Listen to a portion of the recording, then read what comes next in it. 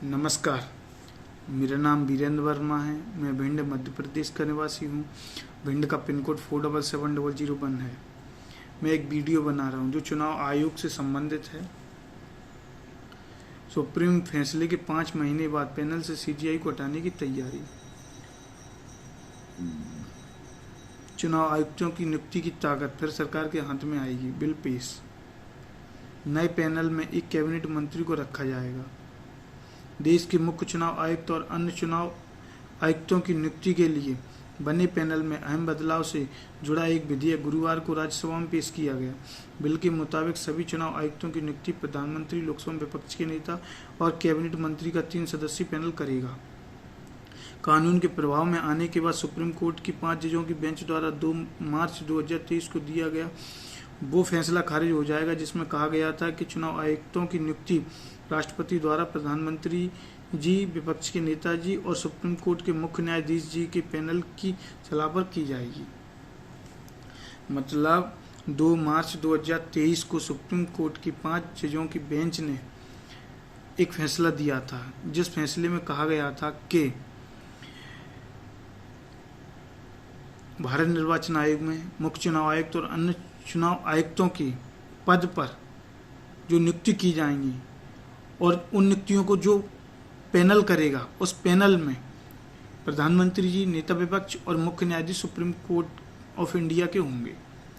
मतलब मुख्य चुनाव आयुक्त और अन्य चुनाव आयुक्तों के पद की नियुक्ति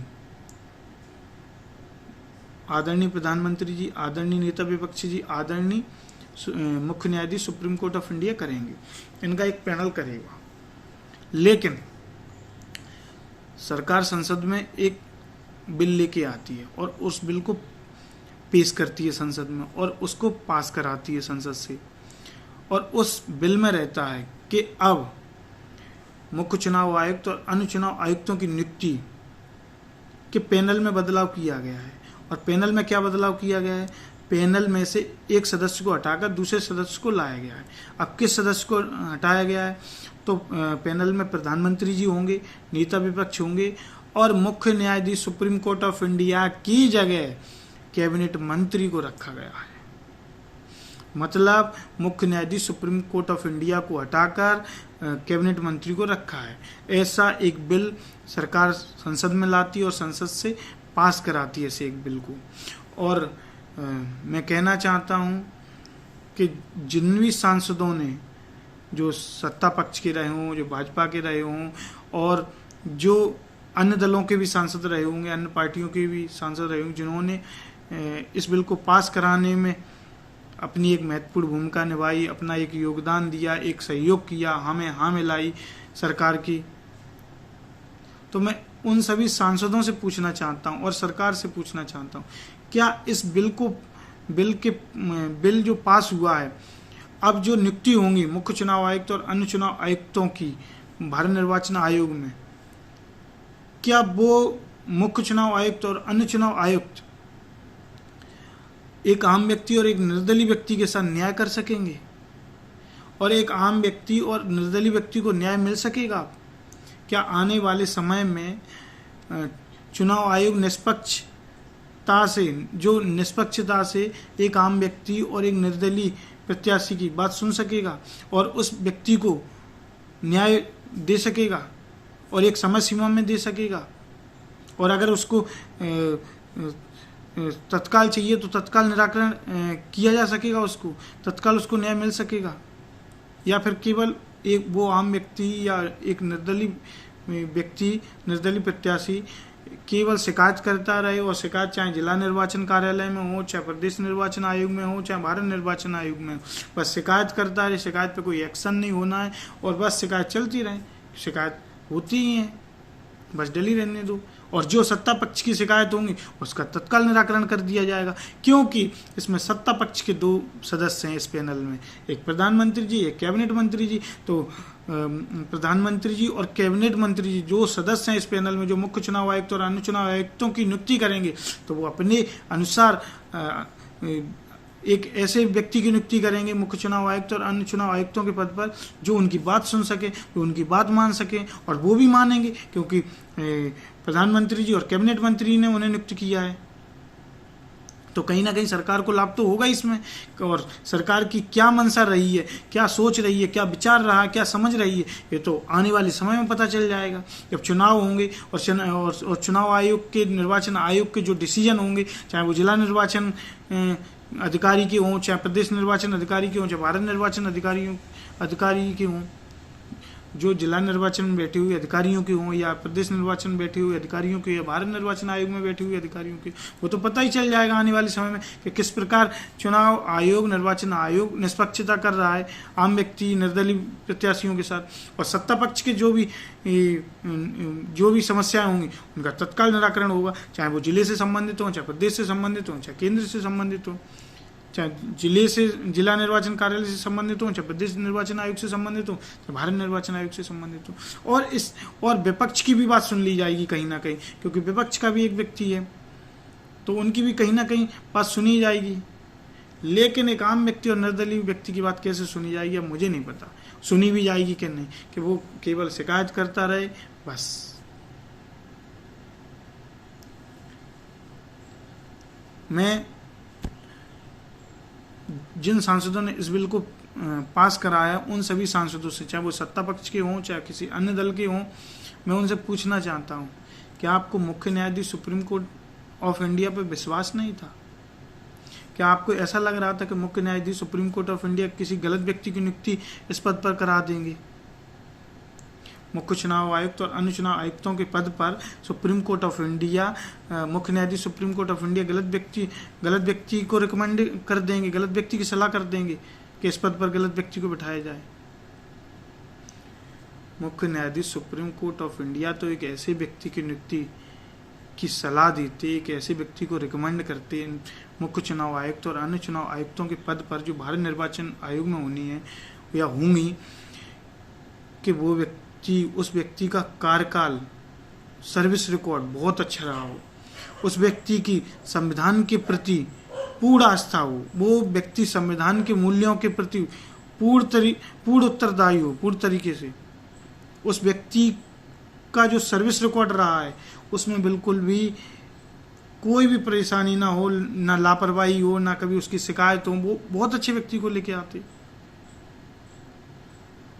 लेकिन सरकार ने एक बिल पेश किया, उस बिल को संसद से पास कराया और मुख्य न्यायाधीश सुप्रीम कोर्ट ऑफ इंडिया को हटाकर कैबिनेट मंत्री को रख लिया उनकी जगह पर। तो अब पैनल में प्रधानमंत्री जी, नेता विपक्ष और कैबिनेट मंत्री हैं।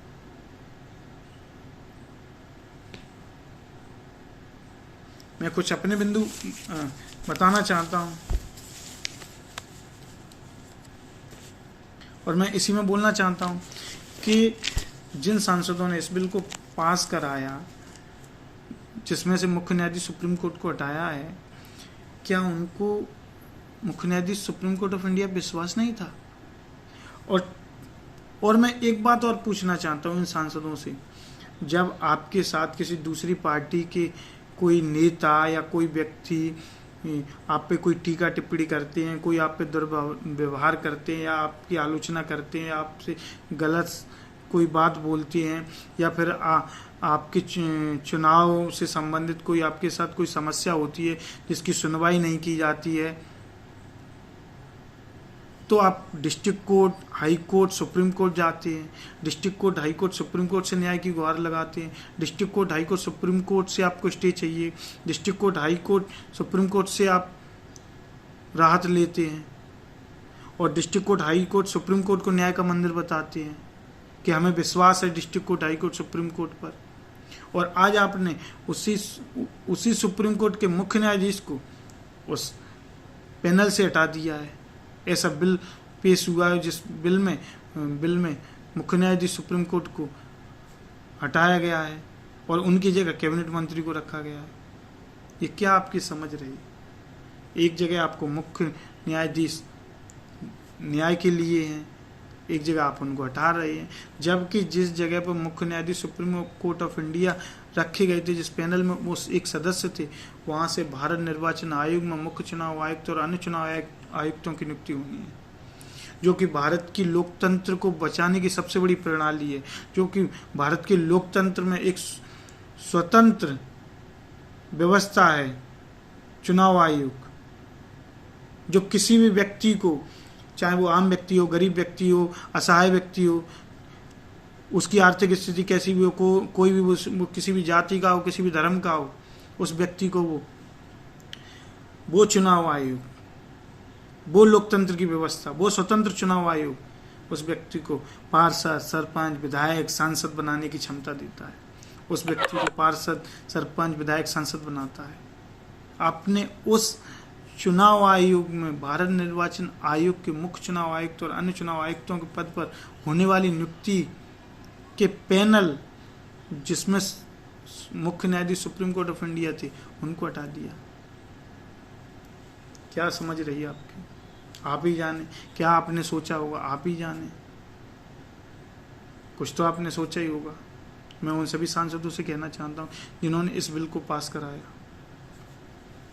इससे मुख्य न्यायाधीश सुप्रीम कोर्ट ऑफ इंडिया को हटाया गया। मेरे कुछ उदाहरण हैं जिनको मैं बता रहा हूँ। मैं मैनपुरी लोकसभा उपचुनाव में नॉमिनेशन फॉर्म भरना चाह रहा था, लेकिन रिटर्निंग ऑफिसर मैडम जी के द्वारा मेरे नॉमिनेशन फॉर्म जमा नहीं किया गया। ये 2022 की बात है, जब रिटर्निंग ऑफिसर मैडम जी के द्वारा मेरे नॉमिनेशन फॉर्म जमा नहीं किया गया, तो मैंने वहाँ एडीएम साहब से भी बोला कि सर मेरा नॉमिनेशन फॉर्म जमा नहीं किया जा रहा है रिटर्निंग ऑफिसर मैडम जी के द्वारा, लेकिन मेरी कोई सुनवाई नहीं की गई। वहाँ एसडीएम, एडीएम, डीएम और पुलिस के अधिकारी और अन्य विभाग के अधिकारी भी थे, लेकिन मेरी कोई सुनवाई नहीं की गई। जब मैं भारत निर्वाचन आयोग, उत्तर प्रदेश निर्वाचन आयोग में शिकायत करता हूं, तो मुझे आज तक कोई जांच रिपोर्ट नहीं दी गई है कि मेरा नॉमिनेशन फॉर्म मैनपुरी लोकसभा उपचुनाव 2022 में क्यों नहीं जमा किया गया था। इसलिए मैं चाह रहा हूं, जब मेरे साथ अन्याय हो रहा है, मेरे साथ शोषण हो रहा है, मुझे न्याय नहीं मिल रहा है, तो भारत निर्वाचन आयोग में मुख्य चुनाव आयुक्त और अन्य चुनाव आयुक्तों के पद पर एक ईमानदार व्यक्ति की नियुक्ति हो, और उस पैनल में प्रधानमंत्री जी, नेता विपक्ष और मुख्य न्यायाधीश सुप्रीम कोर्ट ऑफ इंडिया होने चाहिए थे। इसलिए मैं इस बिल का विरोध करता हूं, इसलिए मैं इस बिल के विरोध में हूं, जिस बिल से मुख्य न्यायाधीश सुप्रीम कोर्ट ऑफ इंडिया को हटाया गया और उनकी जगह कैबिनेट मंत्री को लाया गया। जब मेरी भारत निर्वाचन आयोग, उत्तर प्रदेश निर्वाचन आयोग नहीं सुन रहा है, मुझे आज तक जांच रिपोर्ट नहीं मिली है कि मेरा नॉमिनेशन फॉर्म क्यों नहीं जमा किया गया था, तो मैं कहाँ अब शिकायत कर सकता हूँ? कहाँ जा सकता हूँ? किससे न्याय की गुहार लगा सकता हूँ? कहाँ न्याय मांग सकता हूँ? मैं इन सांसदों से बोलना चाहता हूँ, अब बताइए, और मैं सरकार से बोलना चाहता हूँ कि मुझे न्याय कहाँ मिलेगा, मुझे कहाँ गुहार लगानी चाहिए। मैं और दूसरा पॉइंट बोलता हूँ, मैं भिंड निर्वाचन कार्यालय में वोटर लिस्ट की सत्यापित प्रति लेने जाता हूँ 11 नवंबर 2022 को, लेकिन मुझे 16 नवंबर 2022 को दी जाती है, और मुझसे बोला जाता है 11 नवंबर 2022 को भिंड निर्वाचन कार्यालय के अधिकारियों द्वारा कि 7 दिन के बाद मिलेगी, जबकि मैं बोलता हूँ कि मैं मैनपुरी लोकसभा उपचुनाव में नॉमिनेशन फॉर्म भरना चाह रहा हूँ, लेकिन तब भी नहीं दी जाती है। और 11 नवंबर 2022 को मुझसे बोला जाता है कि 7 दिन के बाद मिलेगी। 7 दिन के बाद मतलब 18 नवंबर 2022 को, जो कि नॉमिनेशन फॉर्म की लास्ट डेट के एक अगले दिन, लेकिन मुझे 16 नवंबर 2022 को दी जाती है वोटर लिस्ट की सत्यापित प्रति, और अंतिम तिथि 17 नवंबर 2022 से एक दिन पहले।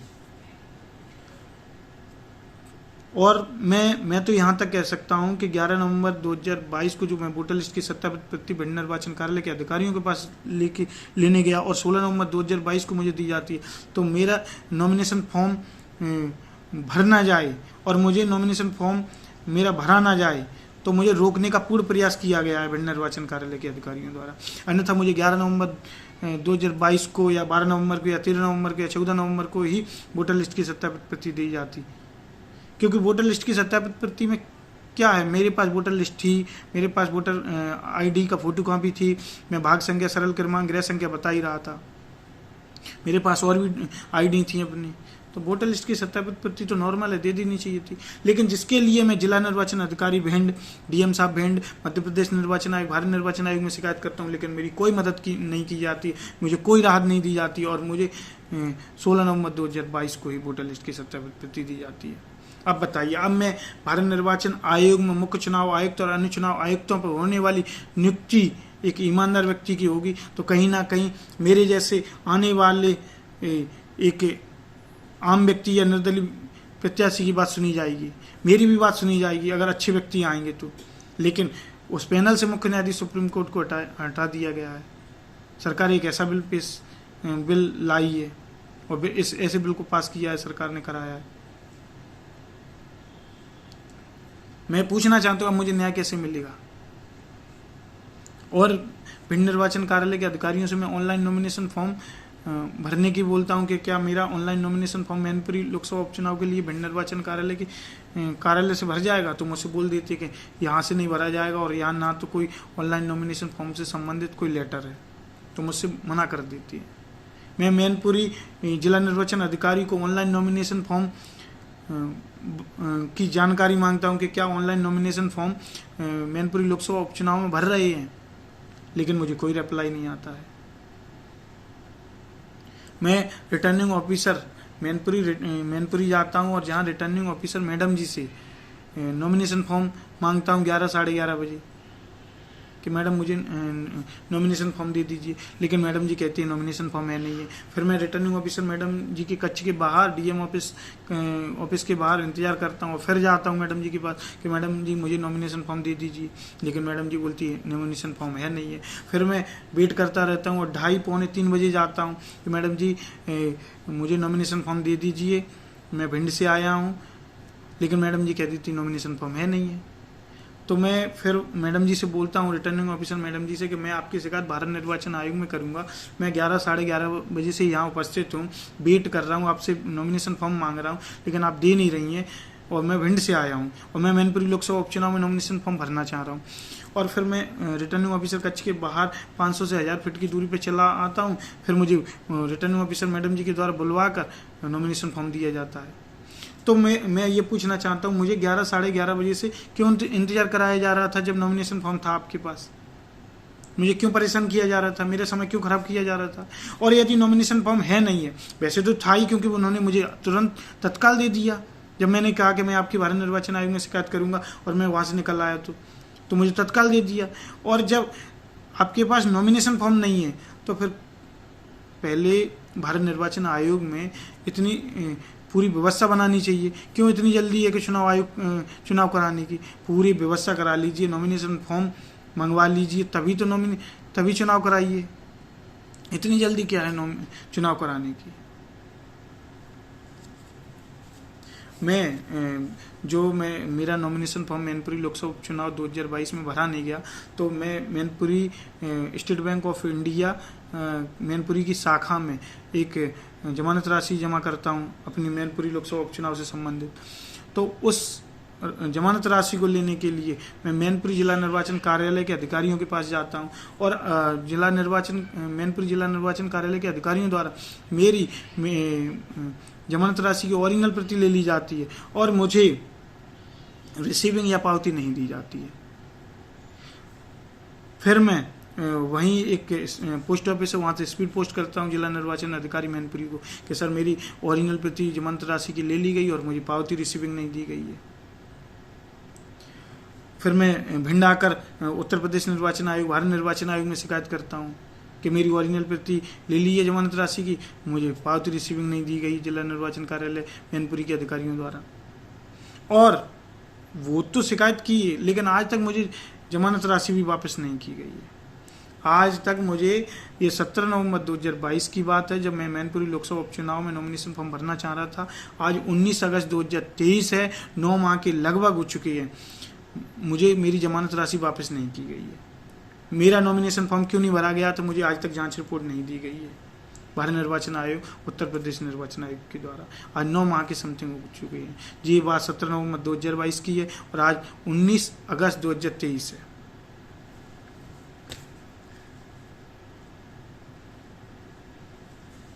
मेरा नॉमिनेशन फॉर्म भरा नहीं गया, 17 नवंबर जमा नहीं किया गया 17 नवंबर 2022 को, तो मैं अगले दिन 18 नवंबर 2022 को सुबह 7 बजे के लगभग एक RTI डालता हूं जिसमें मैं रिकॉर्डिंग मांगता हूं कैमरों की, लेकिन आज तक मुझे उस RTI से जानकारी नहीं मिली है।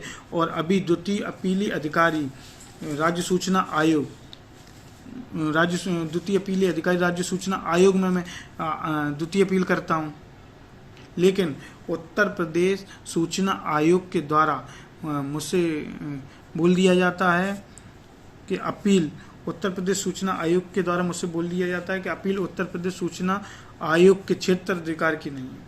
मैं द्वितीय अपील उत्तर प्रदेश सूचना आयोग में करता हूँ, राज्य सूचना आयोग में करता हूँ, और मुझसे प्रथम अपीली अधिकारी जी के द्वारा बोला जाता है कि मुझे द्वितीय अपील उत्तर प्रदेश राज्य सूचना आयोग में करनी है। तो मैं द्वितीय अपील उत्तर प्रदेश राज्य सूचना आयोग में करता हूँ, लेकिन मुझसे उत्तर प्रदेश सूचना आयोग के द्वारा बोला जाता है कि अपील उत्तर प्रदेश सूचना आयोग के क्षेत्र अधिकार की नहीं है। अब अपील उत्तर प्रदेश सूचना आयोग के क्षेत्र अधिकार की नहीं है, तो किस क्षेत्र अधिकार की है, किस विभाग में करनी है, किस उस विभाग के अधिकारी का नाम क्या है, मुझे ये तो बता दो। मुझे द्वितीय अपील कहाँ करनी है, ये मुझे उत्तर प्रदेश सूचना आयोग के द्वारा बताना चाहिए कि मुझे द्वितीय अपील कहाँ करनी है। जब उत्तर प्रदेश सूचना आयोग के क्षेत्र अधिकार की नहीं है तो कहाँ करनी है, उस विभाग का नाम, उस विभाग में जिन अधिकारी को करनी है उन अधिकारी का नाम, किस क्षेत्र अधिकार में करनी है, किस विभाग में करनी है। एक अगला बिंदु, मैं खंडवा लोकसभा उपचुनाव 2021 में मैं खंडवा लोकसभा उपचुनाव लड़ना चाह रहा था, नॉमिनेशन फॉर्म भरना चाह रहा था, लेकिन मध्य प्रदेश निर्वाचन आयोग की हेल्पलाइन नंबर के द्वारा मध्य प्रदेश निर्वाचन आयोग की हेल्पलाइन नंबर पर मुझे गलत जानकारी दी जाती है, जिसके कारण मैं नॉमिनेशन फॉर्म नहीं भरता हूँ, मैं चुनाव नहीं लड़ पाता हूँ। अब मैं जब भारत निर्वाचन आयोग में शिकायत करता हूँ, खंडवा लोकसभा उपचुनाव 2021 की, तो मुझसे उत्तर में, रिप्लाई में जो शिकायत का निराकरण में बोला जाता है कि विधानसभा निर्वाचन 2021 संपन्न हो चुके हैं, शिकायत का कोई औचित्य न होने से शिकायत बंद की जाती है। मतलब मैं शिकायत खंडवा लोकसभा उपचुनाव की करता हूं और मुझे निराकरण में विधानसभा निर्वाचन की बात बोली जाती है कि विधानसभा निर्वाचन 2021 संपन्न हो चुके, शिकायत का कोई औचित्य न होने से शिकायत बंद की जाती है। अब ये क्या है, शिकायत लोकसभा उपचुनाव की है, निराकरण विधानसभा निर्वाचन है। मेरा ये चुनावी पर्चा है 2023 विधानसभा प्रत्याशी बुधनी एवं भिंड 2023, जिसमें 23 बिंदु लिखे हुए हैं, जिसका 8वां और 9वां बिंदु आप पढ़ें और आपको पढ़ने से पता चलेगा कि मैं क्या क्या बोल रहा हूँ। 8वां और 9वां बिंदु। तो अब मैं इन सभी सांसदों से जिन्होंने इस बिल को पास कराया संसद में, और दलों के सांसद जिन्होंने इस बिल को पास कराने में अपनी महत्वपूर्ण भूमिका निभाई, जिन्होंने अपना समर्थन दिया, जिन्होंने अपना सहयोग दिया, जिन्होंने संसद में हाँ में लाई, मैं उन सभी से पूछना चाहता हूँ कि मेरे जैसे व्यक्ति को, मेरे जैसे निर्दलीय कैंडिडेट को, निर्दलीय प्रत्याशी को, एक आम व्यक्ति को जो किसी पार्टी का नहीं है, ना सत्ता पक्ष का ना विपक्ष का, उस व्यक्ति को न्याय कैसे मिलेगा, मेरे जैसे व्यक्ति को न्याय कैसे मिलेगा, और मुझे कहाँ न्याय के लिए गुहार लगानी चाहिए, मुझे कहाँ शिकायत करनी चाहिए, मुझे किस अधिकारी पर शिकायत करनी चाहिए। क्योंकि मैं जिला निर्वाचन कार्यालय के अधिकारियों पर भी शिकायत करता हूँ, जिला निर्वाचन अधिकारी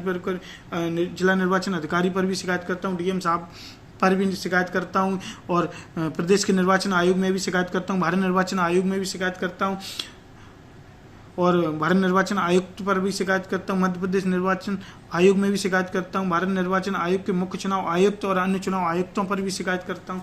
लेकिन और शिकायत अलग अलग प्रकार की है, जहाँ जो शिकायत जिस समय में करनी चाहिए थी मैंने शिकायत की, जहाँ मुझे जिस प्रकार की परेशानी थी मैंने उस प्रकार की शिकायत की, चाहे वो स्पीड पोस्ट से हो, चाहे मेल से हो, चाहे मैंने लेटर भेजी हो, लेकिन वो मैंने शिकायत की, लेकिन मुझे निराकरण नहीं मिली, समय पर निराकरण नहीं मिली, मुझे जांच रिपोर्ट नहीं मिली अभी तक। अब मैं यही पूछना चाहता हूं इन सभी सांसदों से जिन्होंने इस बिल को पास कराया संसद में कि अब मुझे न्याय कैसे मिलेगा, मेरे साथ जो शोषण हो रहा है, जो मेरे साथ अन्याय हो रहा है, उसमें मुझे न्याय कैसे मिलेगा, और मुझे न्याय के लिए कहाँ गुहार लगानी चाहिए, मुझे किससे मदद मांगनी चाहिए। आप सभी बताएं और सरकार बताए, जो सरकार ऐसा बिल लेके आई है, सरकार बताए कि अब मुझे न्याय के लिए कहाँ गुहार लगानी चाहिए। और मुझे न्याय मिलेगा या नहीं मिलेगा। अगर भारत निर्वाचन आयोग के मुख्य चुनाव आयुक्त और अन्य चुनाव आयुक्तों के पद पर एक अच्छे व्यक्ति की नियुक्ति होगी तो कहीं ना कहीं पूरा सिस्टम नीचे तक बहुत सही हो जाएगा, ईमानदार हो जाएगा। प्रदेश निर्वाचन आयोग के अधिकारी सही हो जाएंगे, जिला निर्वाचन आयोग के अधिकारी सही हो जाएंगे और समय पर शिकायतों का निराकरण होगा, समय पर शिकायतों की जानकारी देंगे। अगर कोई अधिकारी लापरवाही करता तो उसको सस्पेंड कर दिया जाएगा, उस पर विभागीय जांच कराई जाएगी। लेकिन कहीं ना कहीं आम व्यक्ति, निर्दलीय व्यक्ति के साथ न्याय होगा। अब मेरी बात कौन सुनेगा, मुझे ये नहीं समझ में आ रहा है। और मुझे न्याय कैसे मिलेगा, आप सभी बताएं। जो वो सांसद जिन्होंने इस बिल को पास कराया और सरकार बताए कि मुझे न्याय कैसे मिलेगा। धन्यवाद।